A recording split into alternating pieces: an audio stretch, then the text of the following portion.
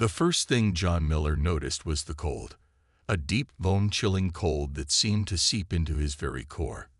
His eyelids felt heavy, like they were glued shut. With effort, he forced them open. White light blinded him. He blinked several times until his vision cleared. John found himself lying on a smooth metal surface that wasn't quite right. Too shiny, too perfect. This wasn't his cot at the forward operating base. "Where am I?" he muttered. His voice sounded strange in his ears, like it was being filtered through water. John tried to sit up. His body felt lighter, as if gravity had loosened its grip. That's when he noticed the transparent wall in front of him.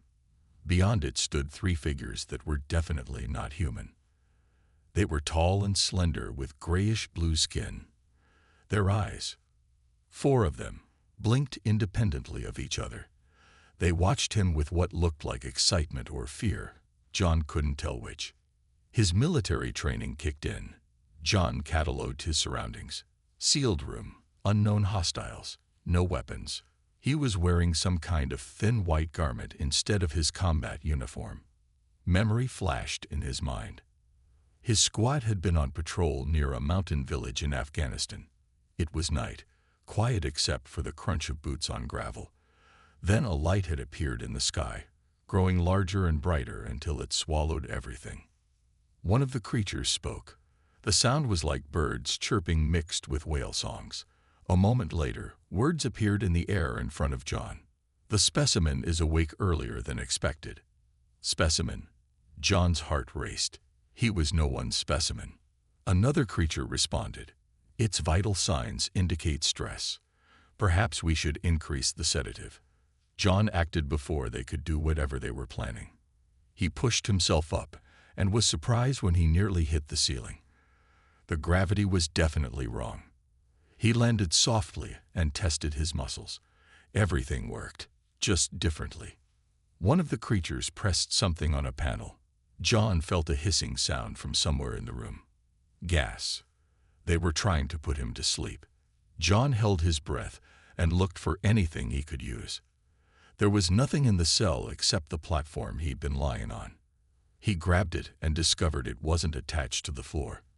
With strength that seemed amplified in this strange place, he lifted the platform and smashed it against the transparent wall. The wall cracked. The creatures backed away, their chirping now frantic and high-pitched. John hit the wall again. This time it shattered. Alarms began to wail as he stepped through the opening, still holding the platform as a makeshift shield and weapon. "Where am I?" he demanded. "Who are you?" The creatures cowered. One of them pressed something on its wrist. Words appeared in the air again. "Please remain calm, Earth human. You are aboard the research vessel Kylari. We are scientists of the Zalnari Confederacy." "Why did you take me?" John demanded. "Your world is classified Deathworld 7. We collect specimens from such worlds for study. You should not have awakened so soon. You should not be able to break containment. This is unprecedented." More creatures appeared at the end of the corridor, holding devices that John guessed were weapons. His body felt strangely energetic, despite the gas he breathed. His muscles responded faster than normal. "I'm not a specimen," John said. "I'm Staff Sergeant John Miller, United States Army, and I'm going home." He charged toward the new arrivals. They fired their weapons. Beams of light shot past him, but John moved with surprising speed. The creatures seemed slow and clumsy compared to him. John reached them before they could fire again. One swing of his makeshift weapon sent them flying across the corridor. As alarms continued to blare, John Miller, the first human to encounter alien life, began fighting his way through an alien spaceship, his only thought to find a way back to Earth. Behind him, the Zalnari scientists stared in horror. One of them whispered, "We have made a terrible mistake. We should never have collected from Deathworld 7. Admiral Kate Summers straightened her uniform one last time before the massive doors swung open. The chamber beyond was unlike anything built by human hands. Its ceiling rose so high it disappeared into mist. Thousands of beings from across the galaxy sat in curved rows that stretched upward. Some looked almost human. Others defied description. "Remember," whispered George Phillips, her second in command, "we represent all of Earth now." Kate nodded. 6 months ago, humanity had detected the alien signals. 3 months ago, they had made contact. Now here she stood, the first human delegation to the Galactic Council. She took a deep breath and stepped forward. The floor glowed beneath her feet. A soft hum filled the air as translation devices activated.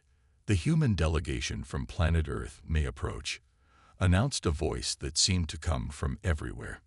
Kate walked forward, her 3-person team following closely behind. She felt thousands of eyes studying her every move. At the center of the chamber stood a platform surrounded by 12 beings. These were the elder representatives, chosen from the oldest spacefaring civilizations. Their chair in the middle remained empty, reserved for visitors. "Admiral Kate Summers of Earth," she said, her voice steady. "We come with peaceful intentions and hopes for friendship." A tall, willowy creature with silver skin stepped forward. "I am Ambassador Xylith of the Ellerin Collective. We welcome Earth's representatives." Kate took her seat at the center of the platform. The aliens watched her with expressions she couldn't read. "Your arrival is unprecedented," said Xylith. "Most species require centuries after discovering space travel before reaching us. Humans learn quickly," Kate said. "So we have observed," said another representative, a being with multiple eyes and glistening scales, "perhaps too quickly." Kate sensed the tension in the room. "Have we given you reason for concern?" The chamber fell silent until Xylith spoke again. "Admiral Summers, are you familiar with planetary classification systems?" "Only our own." Xylith gestured with a 7-fingered hand. A holographic image of Earth appeared, floating above them. "The Galactic Council classifies all worlds. Yours is designated Deathworld 7. "Deathworld?" Kate asked. "A planet with environmental conditions considered extremely hostile to most sentient life.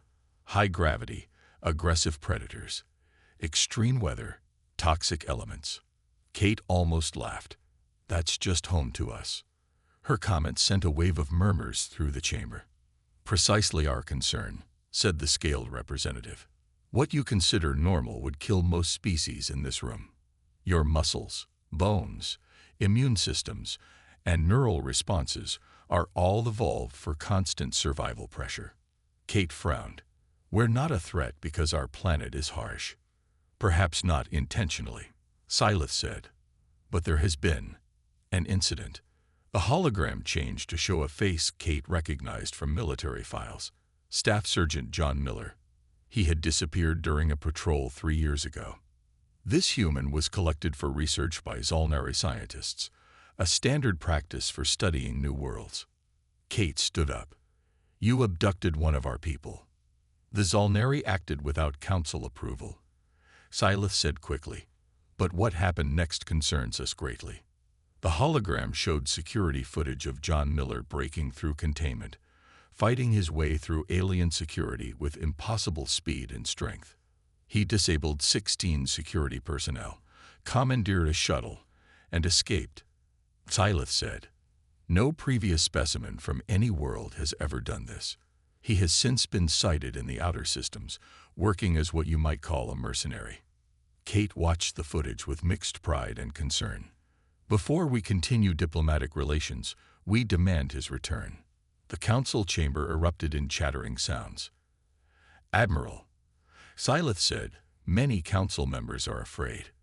They want your soldier contained before proceeding." Kate's eyes narrowed. "John Miller is not our property. He's a free citizen, and if your council took him against his will, then we're not the dangerous ones here." She stood tall, facing the thousands of alien representatives. "Earth wishes friendship, but we won't be feared or controlled because we evolved on a world you find harsh, and we certainly won't abandon our people." The chamber fell silent again as the galaxy's oldest civilizations faced their first encounter with humanity's resolve. 5 years had passed since John Miller escaped the Zolnari research vessel. Now he stood on the observation deck of his own ship, the Wanderer, watching the stars. His reflection in the glass showed a man changed by time and space. A long scar ran across his left cheek. His eyes looked older than his years. "Captain, we're approaching the drop point," said Lyra from behind him. Her blue skin glowed faintly in the dim light. Her 4 arms moved gracefully as she checked a datapad. John nodded. "Tell Dorvin to prepare the engines for stealth mode." Lyra's large eyes blinked. "He says the repairs aren't complete after that run through the asteroid field." "We don't have a choice. Those pirates won't expect anyone to come for their hostages." John had built a reputation in the outer systems. Some called him the Human, as if he were the only one of his kind. Others called him the Deathworlder. He had embraced both names. They helped him find work as a mercenary, taking jobs no one else would. His current crew was small but loyal. Lyra was an empathic Mithrani who could sense emotions from most species. Dorvin was a Zolnari scientist who had been fired for helping John escape years ago. And Quix was a small green creature with 6 eyes and incredible mechanical skills. "The job pays half now. Half when we return the hostages," John said. "If they're still alive," Lyra replied. "Pirates from the Crag Dominion don't have a good record with captives." John checked his weapons. The blaster at his hip was standard technology, but the knife in his boot was pure Earth steel. Most aliens found it primitive. John found it reliable. The ship's comm system crackled. "Captain, I'm picking up the pirate vessel," Quix said. "Shields active. 20 life signs aboard. And the hostages. 5 life signs in the cargo hold. Weak but alive." John turned to Lyra. "Tell Dorvin to get us close enough for boarding. We go in fast and quiet." 30 minutes later, John floated in space near the pirate ship's airlock. His suit was designed for his human physiology, allowing him to move faster than standard space armor. Lyra and Quix floated behind him. "Remember," John said through the comm, "pirates first, hostages second. Don't take risks." John connected a small device to the airlock panel. Quix had designed it to bypass most security systems. The door slid open silently. Inside, the corridors were dimly lit with red emergency lighting. John moved forward, feeling the familiar likeness of artificial gravity that was too weak for his earthborn muscles. In spaces like this, he could jump higher, move faster, and hit harder than most species. It was an advantage he never took for granted. They encountered the first pirate at a junction. The tall, insect-like creature didn't even have time to raise its weapon before John knocked it unconscious with a quick blow. 3 more approaching from the left. Lyra whispered, sensing their emotions. John nodded and readied his blaster. When the pirates rounded the corner, he fired with precision that had become second nature. All 3 fell without raising an alarm. The team worked their way to the cargo hold. John counted 12 pirates disabled so far. None dead. He preferred it that way when possible. The cargo hold door was locked with a heavy security system. "Quix?" John asked. The small mechanic moved forward and began working on the panel. 2 minutes, Captain." Suddenly, Lyra grabbed John's arm. "Someone's coming. Not a pirate. The emotional signature is human." The door at the end of the corridor opened. A tall man with a short beard stood there, wearing a modified spacesuit. He raised his hands when he saw John's blaster. "Easy," the man said in English. "I'm not with them." John kept his weapon raised. "Who are you?" "My name is Sam Taylor. I was taken from Earth 6 years ago." He looked at John with wide eyes. "And you're John Miller, the one who escaped. They talk about you everywhere." John lowered his weapon slightly. "What are you doing here?" "Same as you, I guess. Trying to save those hostages." Sam's expression darkened. "But that's not all. Earth is in danger. The Council is deciding whether to quarantine our entire planet." John hadn't thought about Earth politics in years. Why should I care? Because the Vex hierarchy has put a price on every human head in the galaxy, Sam said. Including yours. I have a client who wants to meet you. Someone who says they can stop what's coming. Before John could respond, the cargo hold door slid open behind them. The real mission was waiting, but now John faced something unexpected. Another human, bringing news of a threat to the home he'd left behind. Admiral Kate Summers stared out the window of her office at the Earth Embassy on New Geneva, the neutral planet where most galactic diplomacy took place. In the 5 years since first contact, humans had built a modest presence in the galactic community. But tensions remained high. Kate turned away from the window as her assistant entered the room. "Admiral, he's here," the young officer said. Kate nodded. "Send him in." Alan West was not what most aliens expected from a human. He was shorter than average, with a calm face and quiet movements. This made him perfect for intelligence work. Aliens looking for dangerous humans often overlooked him. "Admiral," Alan said with a small bow. "You wanted to see me." "I did." Kate handed him a datapad. 3 human ships have disappeared in the last month. The Council claims they have no information. Alan studied the data. Cargo vessels. Yes, all in sectors controlled by the Vex hierarchy. The Vex were among the oldest species in the galaxy. Tall, with gray skin and 6-fingered hands, they held positions of power throughout the Council. They had also been the loudest voices calling for restrictions on human activity. "You think the Vex are behind the disappearances?" Alan said. Kate nodded. "I do, but I need proof. That's where you come in. You want me to infiltrate Vex space. It wasn't a question. I want you to find our missing people," Kate said. "Officially, this conversation never happened. If you're caught, Earth will deny any knowledge of your activities." Alan smiled slightly. "Wouldn't be the first time." "There's something else," Kate added. "Reports of John Miller operating in the same sectors. If you find him, try to make contact. He knows the outer systems better than anyone." 3 days later, Alan's small ship entered Vex space under a false identity. His cover was simple: a trader looking for business opportunities. The Vex were suspicious of all humans, but they still allowed limited trade. Alan docked at a space station orbiting a small moon. The station was busy with beings from across the galaxy. Alan moved through the crowds, keeping his head down. His enhanced hearing, a common trait for humans, but rare among other species, let him listen to conversations around him. In a dark corner of the station's market, Alan found what he was looking for: a Linthari information broker, a small furry being with large ears and 6 eyes. Linthari were known for knowing everything about everyone. "I seek information," Alan said quietly, sliding a valuable crystal across the table.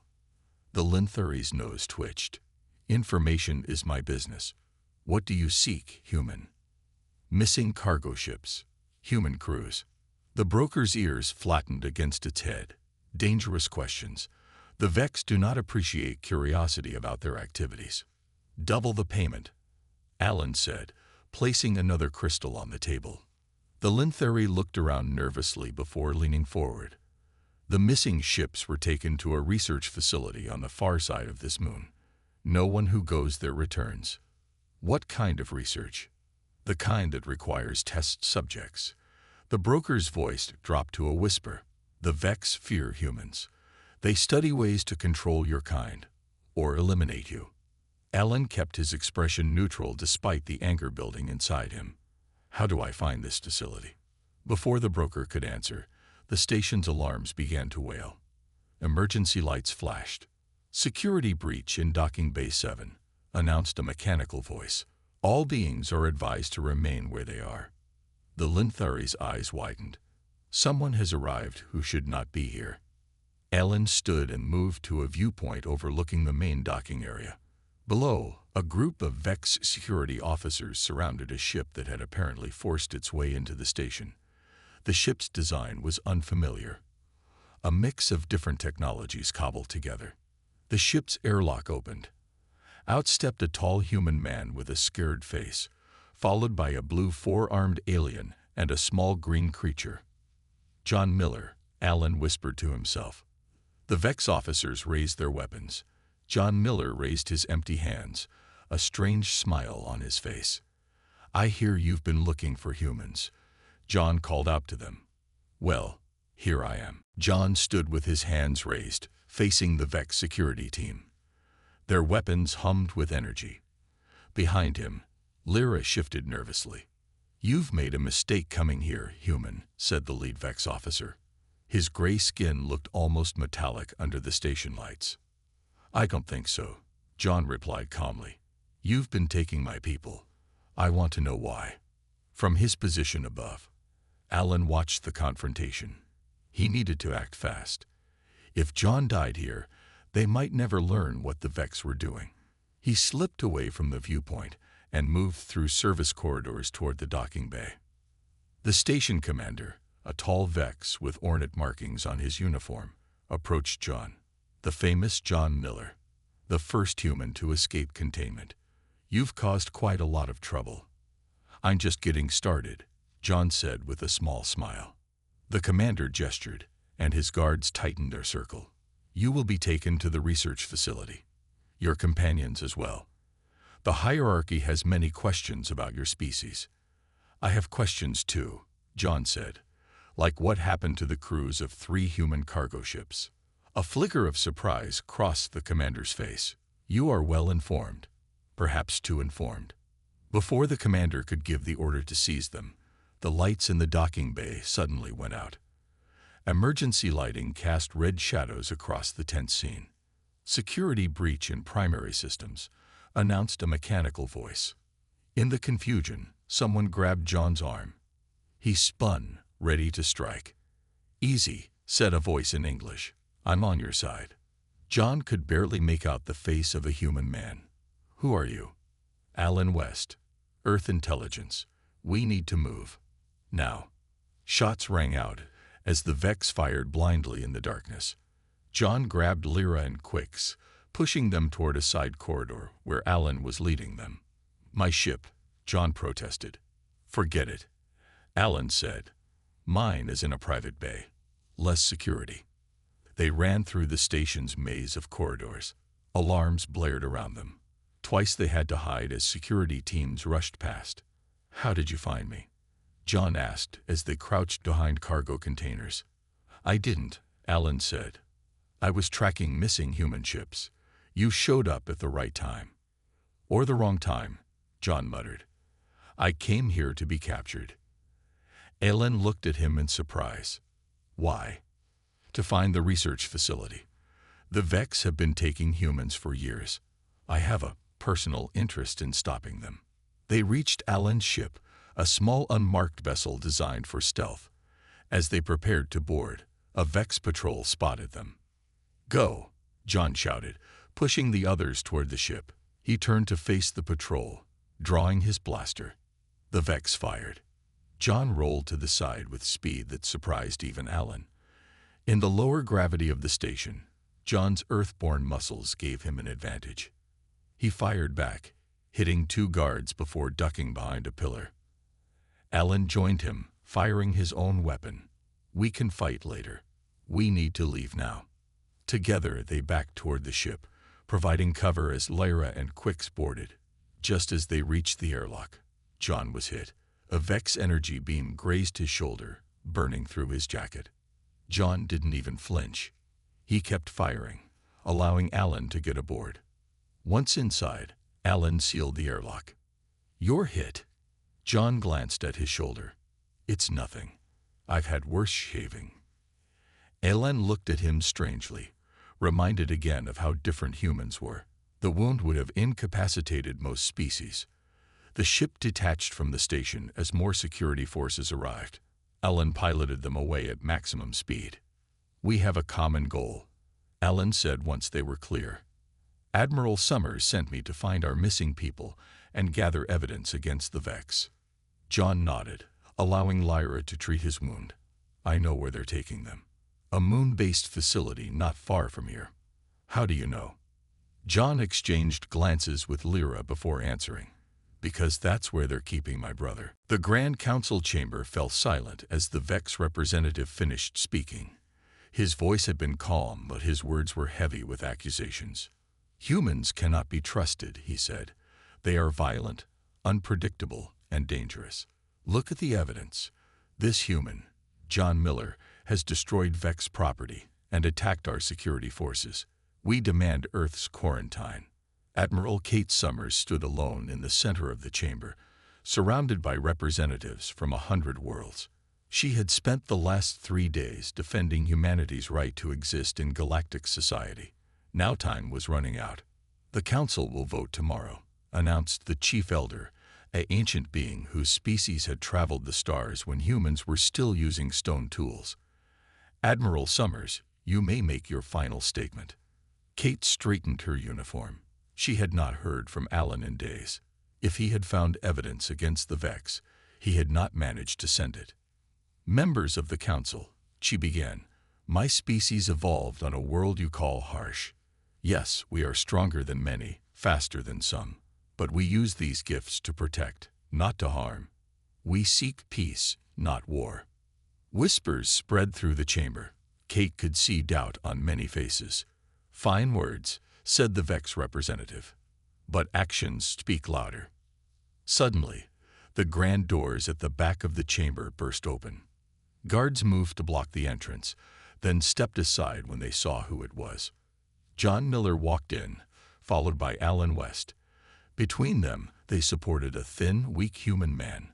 Behind them came John's alien crew and several other humans in poor condition. Gasps echoed through the chamber. Kate felt her heart race. What was John doing? Members of the council, John called out, his voice carrying easily in the perfect acoustics. I bring evidence. The chief elder raised a hand for silence. John Miller, you are not invited to these proceedings. I invited myself, John said, walking forward. Because the Vex don't want you to see this. He helped the weak man to the center of the chamber. Up close, Kate could see the man was covered in scars and medical marks. This is my brother, Paul Miller, John said. He was taken from Earth 6 years ago. The Vex have kept him and dozens of other humans in a secret facility on the dark side of New Geneva's moon. The Vex representative stood up. This is a lie. A fabrication. Ellen stepped forward, holding a data crystal. This contains security footage from the facility. It shows Vex scientists experimenting on human captives, testing weapons designed specifically to kill humans. The chief elder took the crystal. These are serious accusations. There's more, John said. The Vex have been manipulating the council. They've spread fear about humans because they know something they don't want you to discover. And what is that? Asked the elder. That we're not the only Deathworlders, John said. The Vex evolved on a world almost as harsh as Earth. They fear us because we're like them, but without their need for control. The chamber erupted in chaos. The Vex representative was shouting denials. Other council members were demanding to see the evidence. The chief elder raised both hands. Silence fell again. We will review this evidence immediately, the elder said. This session is suspended until tomorrow. As the council members filed out, Kate approached John and Alan. That was risky, she said. If you're wrong about any of this. I'm not, John cut in. I've spent 5 years learning how the galaxy works. The Vex have been planning against humanity since they first detected our radio signals. Kate looked at the rescued humans, now being tended to by medical staff. How did you find them? We infiltrated the facility, Alan said. John led us through environmental systems most species couldn't survive. Extreme cold, toxic air pockets. To him, it was just uncomfortable. To me, it was like camping in Alaska, John said with a grim smile. To the Vex guards, it was a death trap. Kate nodded slowly. Tomorrow the council votes on humanity's future. Will you speak?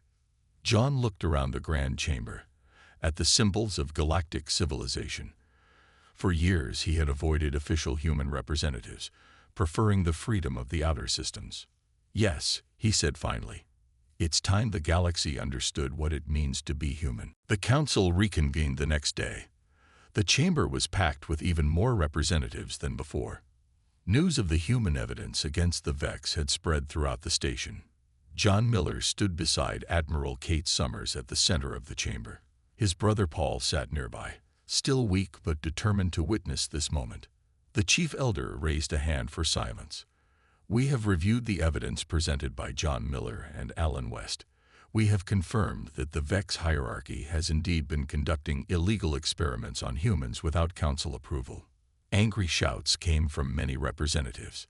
The Vex delegation was notably smaller today. Their lead representative had been detained. The council has also confirmed that the Vex have withheld important historical information. The elder continued. They did evolve on a high-gravity world with conditions similar to Earth. John stepped forward. May I speak? The elder nodded. I'm not a diplomat, John began. I'm a soldier. For years, I've lived out in the edges of your civilization. I've seen how most species view humans, with fear and suspicion. He looked around the chamber, meeting the many eyes watching him. You classify Earth as a death world because it has high gravity, extreme weather, and dangerous predators. But those conditions made us what we are. They taught us to adapt, to survive, to never give up. John pointed to the Vex delegation. They feared us because they recognized what we are. They evolved in similar conditions, but where they chose control and manipulation, we chose cooperation and freedom. Kate watched with growing respect as John spoke. This was not the angry, escaped specimen she had heard about for years. This was a man who had come to understand his place in the galaxy. Humans can be dangerous, John admitted. I won't deny that. But we're also loyal, compassionate, and creative. We protect those weaker than us. We help those in need. He gestured to his alien crew standing at the edge of the chamber. Ask Lyra. Ask Quix. Ask Dorvin. They've lived with a human for years. They'll tell you that my strength protects them, not threatens them. The chamber was silent now, every being focused on his words. The galaxy doesn't need to fear humans, John said. It needs to understand us, just as we need to understand you. We can be your greatest allies or your worst enemies. The choice is yours. He stepped back, and Kate stepped forward. The Earth government proposes the following, she said. First, all human captives will be returned immediately. Second, those responsible for illegal experiments will face justice. Third, Earth will be granted full council membership with the same rights as all members. The chief elder considered her words. And what guarantees do we have that humans will abide by council laws? The same guarantees you have from any member, Kate said. Our word and our actions. John added, and I will serve as liaison between the council and the human worlds. Both sides need someone who understands the other. The elder called for a vote. One by one, the representatives made their choice. Some voted against Earth, still fearful of humans' potential. But more voted in favor, impressed by John's words and the evidence of Vex deception. The vote is complete, the elder announced. Earth is granted full council membership. Furthermore, the council establishes the Miller Protocol, recognizing the special status of Deathworld species and their right to exist without prejudice. Kate smiled at John. Miller Protocol. You're famous now. John shook his head. I just want to make sure no more humans end up in labs. 6 months later, a group of alien smugglers moved through an unregistered sector near Earth space. Their sensors detected an approaching ship.